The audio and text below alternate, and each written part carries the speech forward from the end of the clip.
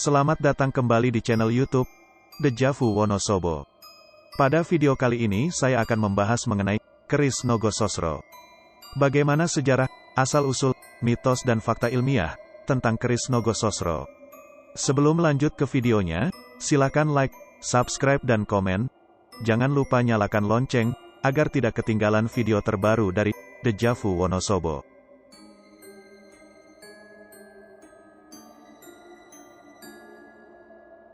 Menurut legenda, keris Nogososro merupakan senjata pusaka milik kerajaan Majapahit, yang berlook 13, bertahtakan emas dan berlian.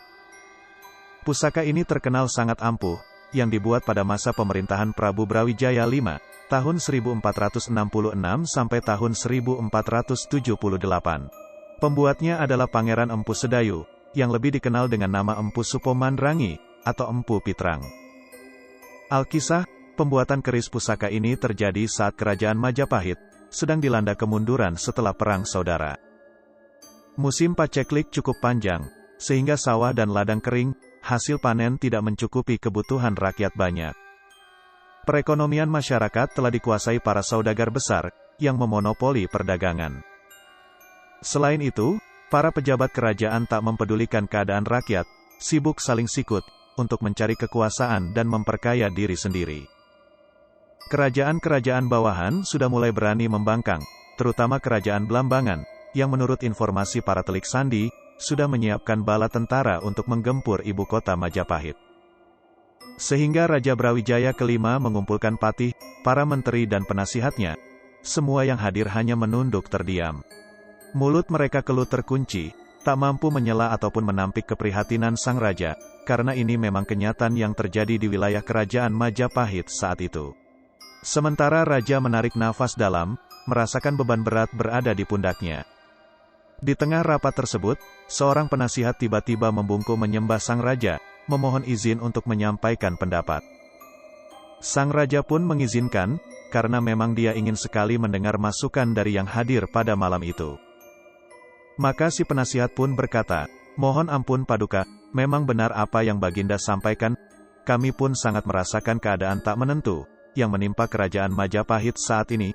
Menurut hemat saya, apakah tidak sebaiknya jika Baginda memanggil Empu Supa ke kerajaan, dan memerintahkannya untuk membuat sebilah pusaka, guna meredam semua bencana yang terjadi saat ini," kata abdi dalam tersebut. Sang raja pun terhenyak dari kemasygulannya, berdiri lantas berucap, "Benar apa yang kau sampaikan itu? Sudah lama kerajaan tidak memiliki pusaka, setelah Kiai Sengkelat yang kita selamatkan dari Blambangan. Kini sudah saatnya, Majapahit memiliki pusaka yang bisa menenteramkan kondisi kerajaan kita saat ini."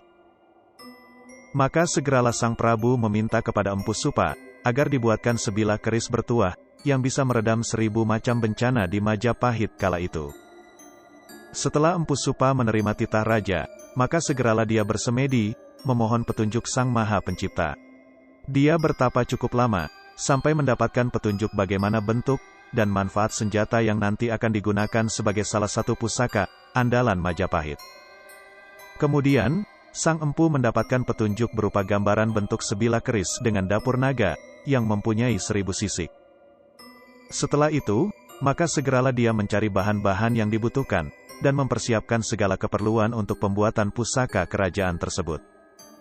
Konon, sang empu lalu mengambil bahan pembuatan keris tersebut dari batu meteor, lalu menempanya di kawah gunung yang sangat panas, dan menyepuhnya di pinggir pantai, sampai air laut itu bergejolak, sehingga sampai disebut dengan Segara Wedang, yaitu air laut yang bergejolak, seperti air panas yang bergelora.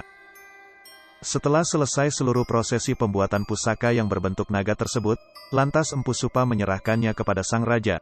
Tak ayal, sang raja sangat bergembira, menerima pusaka yang dipesannya tersebut, yang lantas menamainya dengan gelar Kiai Nogososro.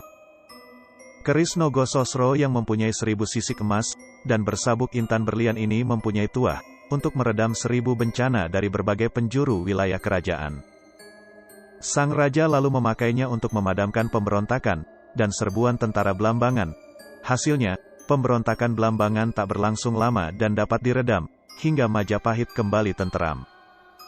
Selain itu, masa paceklik lalu berakhir dan beberapa kerajaan bawahan pun kembali tunduk terhadap Majapahit, warga pun dapat kembali hidup damai dan tentram.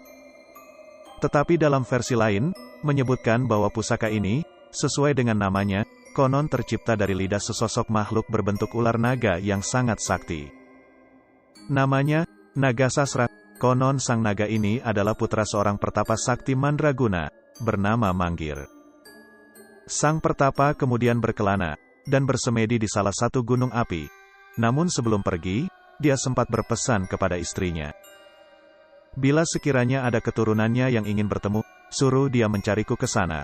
Pesan Manggir kepada Ratu Perangin Angin, istrinya yang tengah mengandung.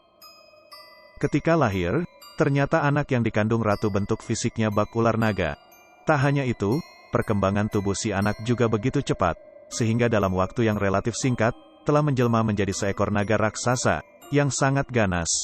Sesuai dengan keadaannya, si anak diberi nama Nogosos Ro atau Nagasasra. Dikisahkan, apabila Nagasasra berjalan atau merayap, maka langkahnya menggetarkan permukaan bumi, dan mengakibatkan banyak gunung terancam meletus. Sampailah pada suatu hari, Nagasasra bertanya kepada ibunya, "Hai ibuku, tunjukkan di mana gerangan ayahku berada. Mengapa aku tidak seperti manusia biasa, sehingga tak seorang pun makhluk yang mau bergaul denganku? Aku akan mencari ayah, dan meminta padanya agar tubuhku dirubah seperti manusia biasa," kata Nagasasra kepada ibunya. Ratu Perangin Angin tak dapat menjawab, karena dia sendiri merasa bahwa hal itu di luar kehendak dirinya. Dia sendiri tak dapat menjelaskan di mana keberadaan ayah dari anaknya, sebab dia tak tahu di gunung mana suaminya bertapa. Karena jawaban sang ibu, akhirnya Nagasasra dengan membawa perasaan yang sangat pilu, pergi mencari ayahnya. Setelah sekian lama mencari, akhirnya dia menemukan ayah yang dicarinya, di sebuah gunung berapi yang berada di tepi pantai. Melihat sosok anaknya, Manggir terkejut bukan kepalang. Dia menilai, Nagasasra adalah ancaman bagi warga di tanah Jawa. Karena merasa sangat malu, Manggir enggan mengakui Nogosos Ro sebagai anaknya. Namun, dia tidak secara terang-terangan menyatakan hal itu, melainkan dengan sebuah taktik. Disuruhnya Nagasasra melilitkan tubuhnya ke sekeliling gunung, tempatnya bertapa. Dengan pesan, apabila ekornya bisa menyentuh kepalanya, maka dia akan diakui sebagai anaknya. Kenyataannya, kepala dan ekor Nagasasra tidak bisa saling menyentuh, meskipun sebagian tubuhnya telah masuk ke dalam gunung karena kuatnya dia melilit. Sambil menitikkan air mata, Nagasasra lalu menjulurkan lidahnya, agar dapat mencapai ekor. Usahanya ini berhasil.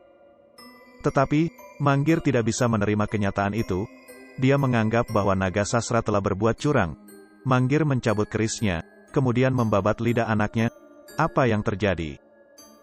Sungguh luar biasa, lidah Nagasasra yang terputus mengeluarkan api seperti petir yang sangat dahsyat. Seketika, Pulau Jawa bergoncang dengan hebatnya. Lalu lidah Nagasasra berubah menjadi sebilah keris, berbentuk lidah naga. Ketika Majapahit runtuh, keris itu dibawa ke Keraton Demak oleh Raden Patah. Kemudian, ketika kerajaan Demak runtuh, keris tersebut dibawa Jaka Tingkir, yang kemudian menjadi Raja Pajang. Kemudian, keris tersebut jatuh ke tangan Penembahan Senopati, dan seterusnya keris tersebut berada di bawah penguasaan Raja-Raja Mataram, dan keturunannya sampai sekarang. Saat ini, keris-keris tersebut konon disimpan di Keraton Solo. Demikian, sejarah dan asal-usul keris Nogosos Ro, menurut legenda dan cerita rakyat.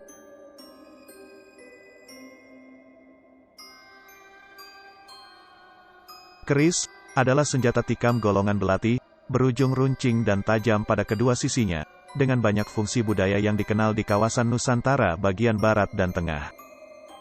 Bentuknya khas dan mudah dibedakan dari senjata tajam lainnya, karena tidak simetris di bagian pangkal yang melebar, seringkali bilahnya berkelok-kelok, dan banyak di antaranya memiliki pamor, damasin, yaitu terlihat serat-serat lapisan logam cerah pada helai bilah. Jenis senjata tikam yang memiliki kemiripan dengan keris adalah badik. Senjata tikam lain asli Nusantara adalah kerambit. Pada masa lalu, keris berfungsi sebagai senjata dalam duel peperangan, sekaligus sebagai benda pelengkap sesajian. Pada penggunaan masa kini, keris lebih merupakan benda aksesori, ageman, dalam berbusana, memiliki sejumlah simbol budaya, atau menjadi benda koleksi yang dinilai dari segi estetikanya. Keris Indonesia telah terdaftar di UNESCO sebagai warisan budaya dunia non-bendawi manusia sejak 2005. Diperkirakan asal mula penyebutan kata keris merupakan singkatan bahasa Jawa dari melungker-melungker kang bisa ngiris. Dalam bahasa Indonesia berarti benda berliku-liku yang bisa mengiris, membelah sesuatu. Keris Nogososro sendiri merupakan sebuah keris dengan dapur bermotif naga, mengenakan mahkota dan di mulutnya terdapat biji intan atau biasa disebut dengan ngemut inten. Pada bagian badan berkinata emas dan memiliki sisik berjumlah 1000. Ada beberapa jenis keris yang berdapur naga selain Nogososro, diantaranya ada Nogorojo, Nogosiluman, Nogomegantoro dan lain-lain. Demikianlah sedikit penjelasan mengenai keris Nogososro. Selanjutnya, ada video koleksi keris kami yang memiliki dapur naga. Keunikan dari keris ini memiliki keseimbangan yang luar biasa. Keris ini mampu berdiri dengan ataupun tanpa gagang dan warangkanya. Sebuah karya yang luar biasa dari empu pembuat keris ini karena mampu menempatkan keseimbangan yang presisi pada sebuah keris. Demikian video kali ini, semoga ada informasi yang bermanfaat. Salam Dejavu Wonosobo.